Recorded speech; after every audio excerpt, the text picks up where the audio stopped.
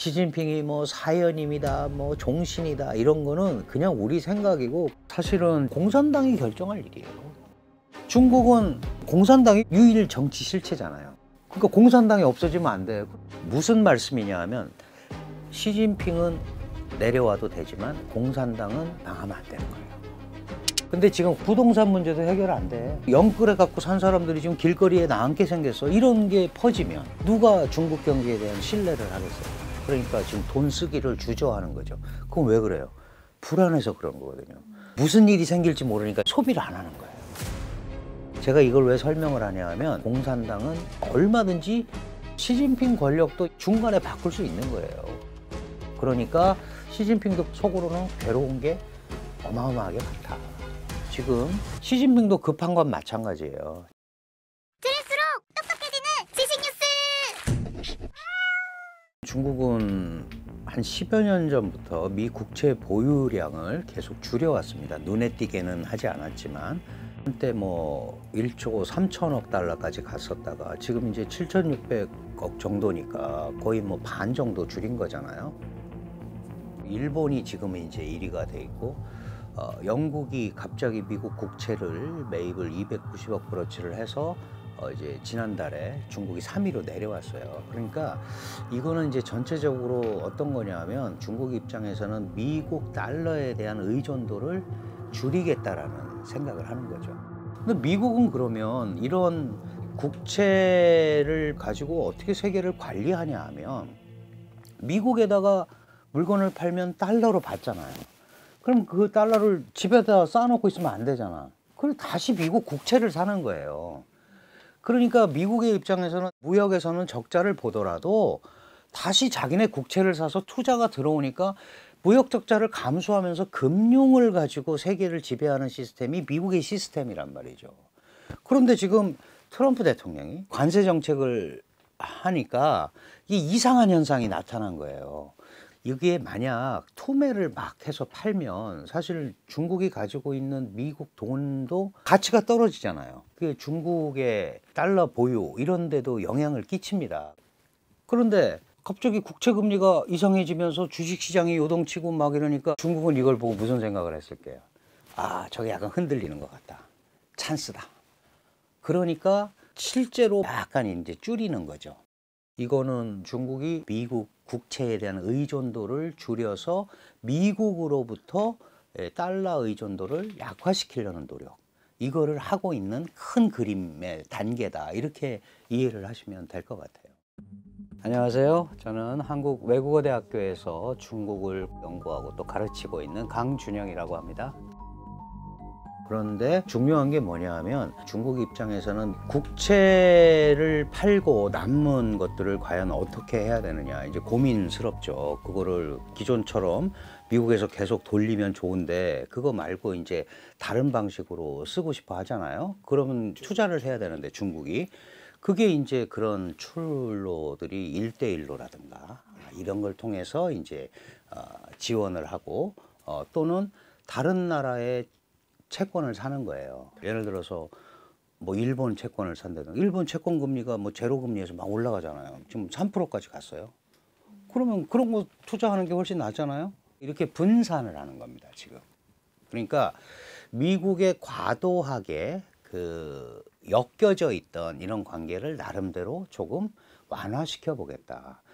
또 그렇게 하는 게 중국한테는 유리한 게 어쨌든 다른 나라 채권을 갖고 있으면 국제 영향력을 또 발휘할 수가 있잖아요. 중국은 세계 2위의 경제체로서 중국의 위상에 걸맞는 통화를 갖고 싶은데 아직은 그게 안 된단 말이에요. 그러니까 그런 면에서 보면 중국은 과학기술을 최대한 접합시켜서 뭔가 과거와는 다른 형태의 그런 산업 클러스터를 형성했고 특정 분야에서는 굉장한 높은 그 기술력까지 갖고 있잖아요. 예를 들면 배터리라든가 뭐 잘 아시는 태양광이라든가 이렇게 기초 체력이 나름대로 과학기술을 바탕으로 한 게 됐으니까 미국의 그늘에서 좀 벗어나 보자, 이제 이런 생각을 하는 거예요. 그러니까 지금은 일단 이제 달러나 이런 걸 가지고 하는데 장기적으로는 그런 거를 위엔화로 대체하고 싶은 생각이 있는 거죠. 그런데 여러분들 우리가 달러를 왜 갖고 있죠? 미국은 안 망할 거라는 믿음 때문에 갖고 있는 거 아니에요. 달러가 종이잖아 사실. 뭐 금도 아니고. 이거는 그냥 종이를 저게 100달러짜리고 우리가 이걸 국제 기축통화로 서로 쓰자라고 인정해서 갖고 있는 거잖아요. 그거는 미국 경제에 대한 믿음감 때문에 하는 거거든요. 미국 경제는 안 망할 거고 국제 금융 시스템을 공급하고 있고 이런 데 대한 믿음이 있으니까 우리가 달러에 대한 믿음을 가지고 달러를 보유하려고 하는 거거든요. 그 유로도 마찬가지고 엔도 마찬가지예요. 그래서 안전자산으로 분류가 되는 거잖아요. 그러면 인민폐가 과연 안전자산 역할을 할 수 있을까? 한때는 사실 일부 국가에서는 외환보유고를 달러로만 채우지 말고 인민폐로도 좀 채우자. 그걸 법으로 만든 데도 있었어요. 말레이시아 같은 데. 중국이 커가니까 몇 퍼센트는 인민폐를 좀 갖고 있자. 이런 거 했었는데 중국은 외환시장 개방도 안 해서 내 맘대로 넣었다가 빼기도 어렵고 이런 데서 돈 잘못 들어가 잠식되면 어떡하지? 듣자 하니까 부동산도 그렇고 어렵다고 하던데 이런 이제 그 불안감을 조성을 하면 인민폐에 대한 믿음감이 없어지잖아요. 그리고 특히 중국 경제가 코로나 팬데믹 그 과정에서 봉쇄 경제를 했잖아요. 그러면서 어려워졌단 말이에요. 어려워지니까 이제 그런 것도 조금 옛날보다는 수요가 덜해지긴 했어요. 그러니까 달러가 이렇게 가지고 있는 기축통화로서의 확고한 지위, 사실 이 기축통화의 가장 큰 특징은 월드와이드 유즈예요. 전 세계적으로 널리 통용이 돼야 돼요. 우리가 달러를 갖고 있는 것처럼 집에 인민폐를 갖고 있고 이게 자산 가치가 있고 이렇게 돼야 이게 국제화폐가 되는 거거든요. 지금 외환보유고 같은 경우도 전 세계가 60%는 다 달러로 하고 있고 무역 결제도 지금 달러로 이루어지고 있거든요. 그러면 적어도 그 정도의 위상을 인민폐가 발휘한다면 국제화가 되겠죠. 근데 지금은 믿음감이 없기 때문에 뭐 중국과 러시아와의 관계에서 야 우리는 인민폐로 결제하자, 루블화로 결제하자 이런 것만 하는 거예요. 그러니까 중국은 아직 거기까지는 못 가 있는 거죠. 그러나 중국은 장기적으로 그런 것들을 하고 싶어 합니다. 왜? 그게 국제 영향력 발휘하는데 가장 바로 밑에니까. 근데 문제가 있어요. 기축통화를 발행하는 국가들은 전 세계 무역 결제를 그걸로 뒷받침을 해줘야 되잖아요. 돈을 많이 찍어내서 풀게 돼 있어요. 그럼 가치가 떨어지잖아요. 중국 같은 나라는 수출을 해서 먹고 살아야 되는 나라인데 그렇게 해갖고 인민폐 가치가 떨어져 버리면 수출하기가 너무 힘들어지는 거예요. 트래핀의 뭐 이 딜레마라고 그럴까 이런 게 있어요. 그러니까 기축통화국은 그런 돈을 찍어내서 그걸 움직이려다 보니까 상대적으로 무역은 적자를 보는 게 정상적인 상태인데 중국은 제조업 국가로서 물건을 팔아야 되는 입장인데 무역은 또 남기고 싶고 이게 토끼 두 마리 잡기잖아요. 누가 그러던데 아까 뜨거운 아이스 아메리카노라고. 그러니까 이제 그런데 딜레마가 있는 거죠. 또 하나의 문제는 뭐냐면 인민폐로도 기축통화는 하고 싶은데 그러려면 일단은 경제부터 튼튼히 해야 되는 거예요. 그게 안 되면 그런 것들이 먹히지를 않는 거죠. 전 세계적으로. 아무리 그 나라가 그걸 강조를 해도 내가 믿음감이 가야 할 거 아니에요. 요새 우리 보시면 아시잖아요. 중국 경제가 활력이 떨어진 건 분명해요. 저녁마다 식당이라든가 뭐 쇼핑센터라든가 이런 데가 현저하게 사람들이 줄어 있어요. 그러니까 지금 돈 쓰기를 주저하는 거죠. 그건 왜 그래요? 불안해서 그런 거거든요. 돈을 갖고 있으면 이걸 써서 돌려야 되는데 야 이게 무슨 일이 생길지 모르니까 일단 내가 갖고 있어 보자. 저축을 하자. 그 소비를 안 하는 거예요. 그래서 이례적으로 저축률이 높잖아요. 중국이 지금 1인당 GDP가 13,000불 정도 되는데 그러면 보통 저축을 한 20% 정도 한다고 그래요. 그게 뭐 정해져 있는 건 아니지만 근데 저축률이 40%가 넘어요. 팬데믹이 한창 심할 때는 50%에 육박을 했어요. 중국 정부는 돈을 엄청 풀었어요. 뭐 2,000조 풀고 그랬는데 돈이 안 돌아다녀. 그걸 우리가 유동성의 함정이라고 그러는 거예요. 지금 중국이 그런 상황에 지금 처해 있고 그 나라 국민들이 소비를 해야 무슨 유효 수요가 생겨서 내가 이거 좀 팔아먹어야겠다 이러고 들어갈 텐데 이러니까 이게 악순환이 돼서 해외 투자도 안 들어오게 되는 거죠. 그러니까 겉으로 우리는 시장을 확대하고 개방하고 대우해 줄 테니까 들어오라고 아무리 얘기해도 중국을 이렇게 바라보는 관찰자들은 아유 저기는 경기가 안 돼. 부동산 문제도 해결 안 돼. 지금 뭐 영끌에 갖고 산 사람들이 지금 길거리에 나앉게 생겼어. 이런 게 퍼지면 누가 중국 경제에 대한 신뢰를 하겠어요. 그래서 PMI라는 게 중국에서는 굉장히 중요해요. 구매자 관리 지수. 이 지수를 딱 보면 아, 이 기업은 아직 우리 중국 경제가 확장기로 들어서기가 어렵다고 보는구나. 그러니까 안 사잖아요. 그런 것들을 보고 투자를 하고 이렇게 해야 되는데 그런 게 잘 안 가게 되는 거죠. 그래서 지금 중국이 당면하고 있는 가장 큰 문제는 어떻게 안정적으로 경제가 운영되고 있다라는 거를 경제 심리는 물론이고 세계에 보여주는 거, 이게 굉장히 중요한 거예요. 근데 너무 강적을 만난 거죠. 트럼프 대통령이라는. 그거를 그렇게 안정적으로 가는 꼴을 못 보겠다라는 거 아니에요. 그럼 중국은 나는 어떻게든지 이걸 뚫고 나가겠다는 거고. 그러니까 싸움이 난 거예요. 지금 이제 미국이 중국과 협상 90일간 한다고 그래요. 그러니까 이제 관세 협상은 지금부터 본격적으로 시작이 되는 거죠. 이거는 언제 끝날지 모르는 거죠. 그런 면에서 지금 보면 중국 경제가 쉽지가 않은 거예요.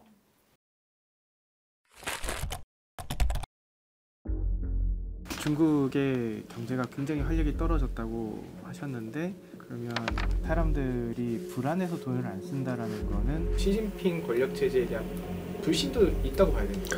당연히 있죠. 당연히 있는데 중국이 그나마 지금 트럼프와 이렇게 맞대응하면서 버틸 수 있는 가장 큰 이유 중에 하나는 중국 경제 볼륨이 켜진 거는 당연히 있는 거고, 그 다음에 그거보다 더 중요한 게 뭐냐 하면 사회주의의 제도적 특수성을 이용해서 정부가 자원을 아주 유연하게 통제에 활용할 수 있는 거예요. 사회주의가 그런 경직성도 있지만 효율적으로 일정 부분 이용하는 데는 국가 주도형 발전 전략으로서 충분히 기능할 수 있는 부분이 있거든요. 왜 그렇게 말씀을 드리냐 하면 중국은 제조업 국가라고 얘기했잖아요. 지금 전 세계 제조업의 40%를 담당을 하고 있어요. 어마어마하죠. 다른 나라는 감히 옆에 오지도 못해요. 근데 지금 요새 나오는 통계를 보면 2030년에는 45% 정도를 담당할 거다. 그러면 물건 2개 중에 하나가 중국 거라는 뜻이야. 그러니까 중국은 그렇게 생각하는 거죠. 니네가 우리 거 안 샀고 무슨 재주로 살 거야. 그런데 거꾸로 생각하면 그럼 그거 니네 집에다 쌓아놓고 있으면 뭐 할 건데. 이제 이런 문제가 나오는 거죠. 그래서 이게 악순환이 돼서 중국 사람들이 소비를 안 하는 거예요. 我之前已经在面试了，然后呢，在这个新闻出来之后，其实他们的这个岗位都有点像关闭了那样。 그리고 중국이 안고 있는 딜레마가 그런 게 있어요. AI가 막 발전하잖아요. AI가 발전하면 키오스크가 일 다 할 거고 로봇이 다 하면 저 14억 인구가 뭘 하지? 이런 문제가 생기는 거예요. 그런 일이 광범위하게 벌어질 때 과연 중국이 가는 길이 맞냐 라는 것도 중국 내부에서 상당히 나오고 있어요. 지금 나의 기술, 내가 갖고 있는 백그라운드를 가지고 내가 써먹을 수 있는 일자리가 과연 남아있을까? 지금은 하여간 어떻든 여러 군데 이렇게 그 사회의 세포처럼 움직이고 있지만 만약에 AI 시대가 돼서 정말 그런 게 움직일 때 과연 내 자리가 있을까? 5년 후에 과연 내 일자리가 남아있을까? 이런 거에 대한 불안이 있는 거예요. 중국 사회가 훨씬 더 심하겠네요. 심하죠. 그럼 돈 안 쓰는 거예요. 내가 갖고 있는 게 훨씬 나은 거예요, 지금. 중국이 특별히 이렇게 미국과 이런 관세 전쟁에서 물려나지 않는 모습을 보이려는 것도 그런 거와 관계가 있어요. 나를 믿어라. 우리가 지금 미국과 맞대응을 하면서도 절대 중국 경제가 엎어지거나 그러지 않을 거다라는 인식을 국민들한테 이제 심어주고 싶은 거죠. 이제 그런 차원에서 지금 강경 대응을 하고 있다. 그러나 시진핑의 속으로는 괴로운 게 어마어마하게 많다. 왜냐하면 중국 같은 데는 이런 것들이 문제가 생기면 내부적으로 혼란이 생기게 돼 있어요. 그런데 이제 자유민주 국가들은 선거라는 제도를 통해서 내가 너 지난번에 뽑았는데 영 꽝이야. 시간이 걸리지만 바꿀 수 있잖아요. 우리가 지도자를 선택을 하고 바꿀 수 있는 메커니즘이 있는데 공산당 메커니즘은 내가 반응을 할 데가 없는 거예요. 그러니까 시민사회나 이런 게 형성이 안 돼 있잖아. 그러면 당이 알아서 바꿔줘야 돼. 중국 사회주의의 특색이라는 것이 기본적으로 뭐예요? 당이 주도하는 사회라는 거죠. 당신이 이렇게 가다 보니까 우리가 너무 힘들어졌어. 그러면 항상 조정과 타협이라는 이름으로 언제든지 바꿀 수 있습니다. 그러니까 시진핑 권력도 영원하지 않은 거예요. 시진핑이 뭐 사연임이다, 뭐 종신이다 이런 거는 그냥 우리 생각이고 공산당이 결정할 일이에요. 그래서 뭐 그 옛날에 장저민 리펑 체제 이런 거 들어보셨죠? 후진타오 원자바오 체제. 원래 시진핑 체제도 처음 시작했을 때는 시진핑 리커창 체제 그랬어요. 그런데 2기 들어오면서부터 리커창은 사라져 버렸죠. 그냥 시진핑 사단. 이제 시진핑이 혼자 하는 이런 시스템이 된 거예요. 이 지도 체제를 끌고 가는 거는 한계가 있다라는 거를 중국이 잘 알고 있습니다. 그러니까 우려의 소리가 더 나오는 거지. 중국 장쑤성 우시 직업기술대학에서 무차별 흉기 난동이 벌어졌습니다. 범인은 인터넷에 올린 글에서 하루 16시간 일하고 하루도 쉬지 못했다. 공장이 잔혹하게 노동자를 착취했다고 폭로했습니다. 당국의 통제에도 경제 불안 속 개인적인 분노가 범죄로 표출될 수 있다는 불안감이 한층 더 커지고 있습니다. 공산당이 살기 위해서 그렇죠. 시진핑에 대한 판단을 제가 이제 그 말씀을 드리고 싶은데 시진핑은 내려와도 되지만 공산당은 망하면 안 되는 거예요. 공산당은 유일 정치 실체잖아요. 거기에 1억 명이 목숨을 걸고 있고 그 당을 따르는 인구가 10몇 억이 되는 거예요. 물론 마음속에는 나 안 따르고 싶어 그런데 없잖아. 뭐 다당제를 하는 것도 아니고, 그죠? 그러니까 완벽하게 당에 의해서 통제되는 시스템이 계속 움직이고 있다. 그런데 공산당 지도자들은 바뀔 수 있는 거죠. 그래서 너무 그거를 도식화해서 시진핑 이퀄 공산당 이렇게 보면 안 된다는 거예요. 그런데 트럼프 대통령이 2026년에 중간선거가 있어요. 시진핑도 급한 건 마찬가지예요. 2027년에 사연임이 걸려 있는 거예요. 그러면 여기서 소위 뭐 지나친 타협적 자세나 이런 걸 견지하는 게 자기가 이걸 하는데 도움이 될까요? 안 될 거라고.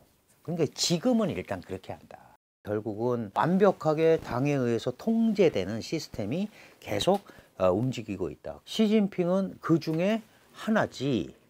그게 무슨 뭐 시진핑이라는 사람이 공산당과 동일 인물로서 동일시돼서 자기가 하고 싶은 대로 계속 가는 건 아니다라는 생각을 우리가 좀 해봐야 됩니다.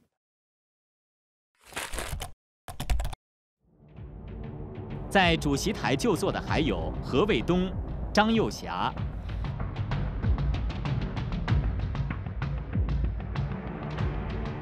최근에 이제 시진핑의 뭐 서열 3위가 사라졌고 시진핑이 임명한 군부의 사람들이 막 축출되고 뭐 이런 일들이 생기는데 시진핑은 지금 조금 흔들리나요?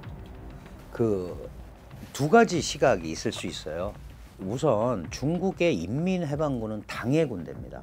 중국 공산당은 정권을 수립하기도 전에 정규군을 갖고 있었던 세계에서 유일한 군대입니다. 권력이 총구에서 나온다는 말이 그래서 나오는 거예요.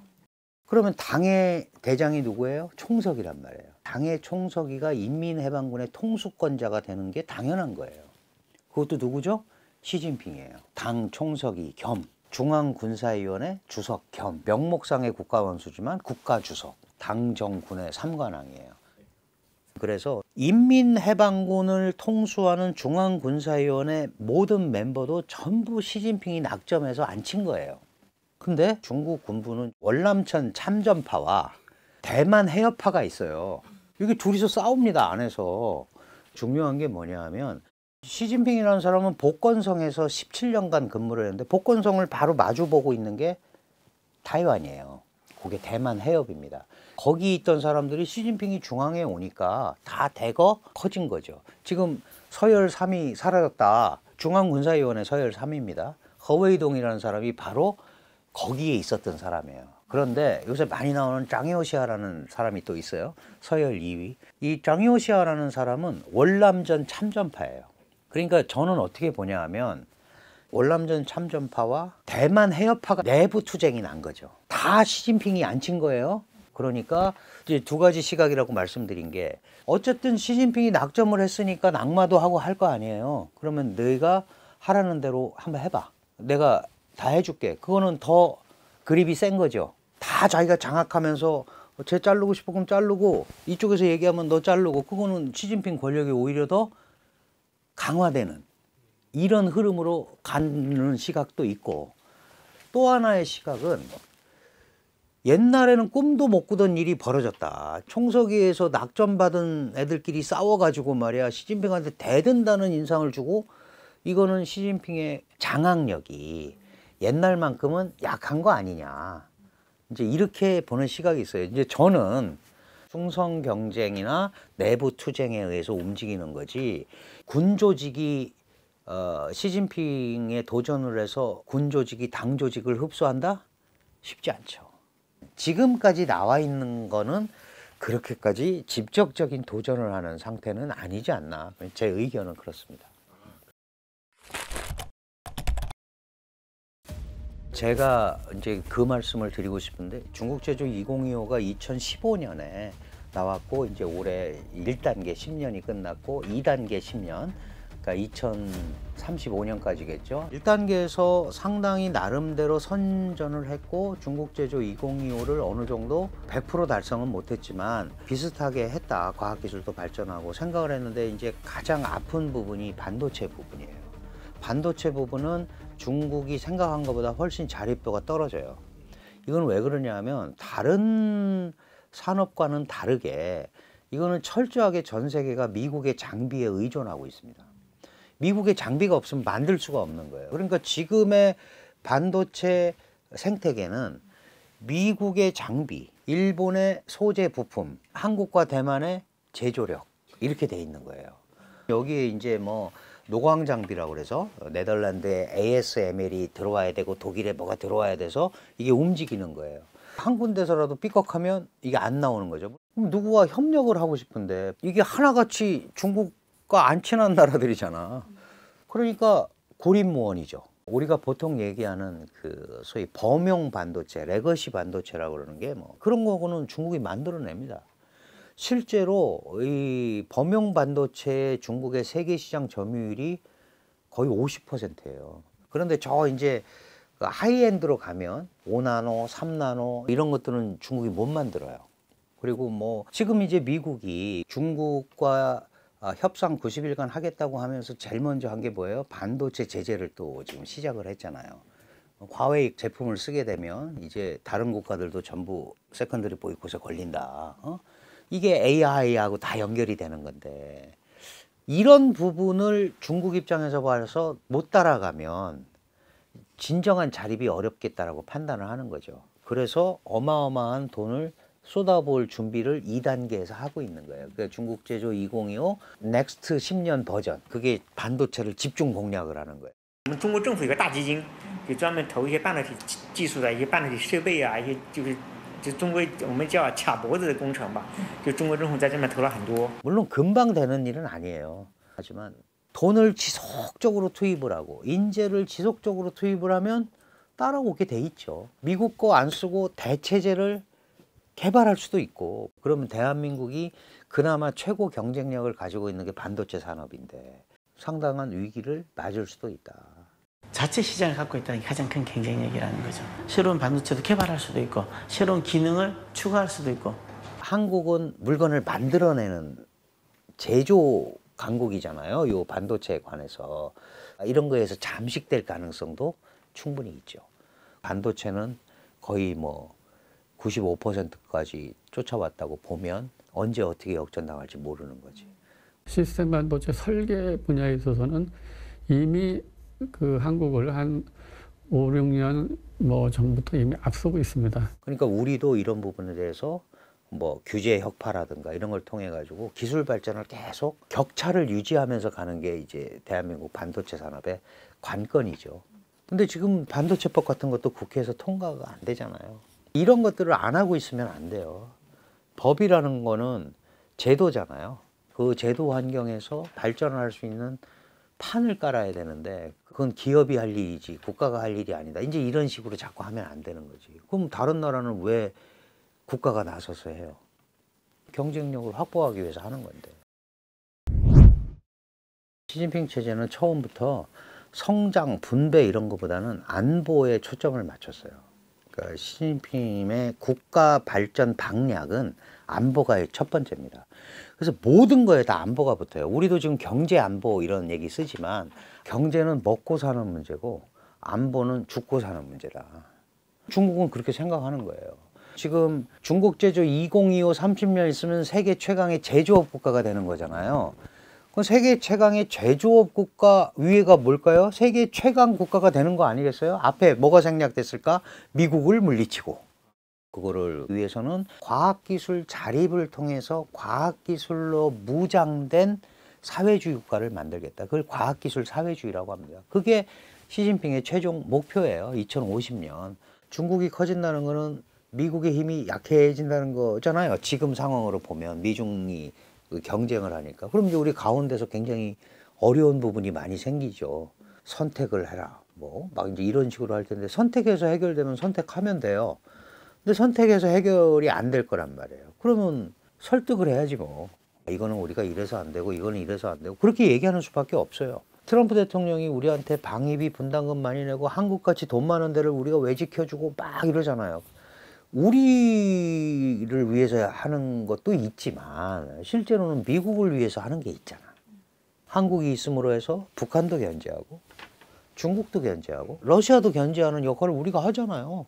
그럼 그런 것 때문에 린치핀이라는 표현을 썼잖아요. 그 핀이 없으면 바퀴가 안 굴러가잖아. 바퀴가 떨어져 나가니까. 그러면 중요한 역할을 한다는 거거든요. 그런 걸 어필을 해야죠. 그죠? 그리고 아무리 나라가 세다고 해서 뭐 옆 나라를 막 맘대로 막 이러지는 못하죠. 그럼에도 불구하고 중국이 커지면 커질수록 우리도 압박을 많이 받을 수밖에 없죠. 그런데 우리도 사실 세계 10위권의 경제국이고 한류라는 21세기 문화 아이콘을 가지고 있는 나라예요. 사실은 우리가 정말 세계적 국가가 됐고 전 세계를 대상으로 나름대로 기여를 하는 부분이 있기 때문에 절대로 그렇게 쉽게 한국을 하지는 못해요. 지금 상황이. 그게 이제 우리의 독자성을 지속하면서 가는 가장 핵심적인 내용이다. 네, 오늘 교양일을 부탁해는 여기까지입니다. 고맙습니다.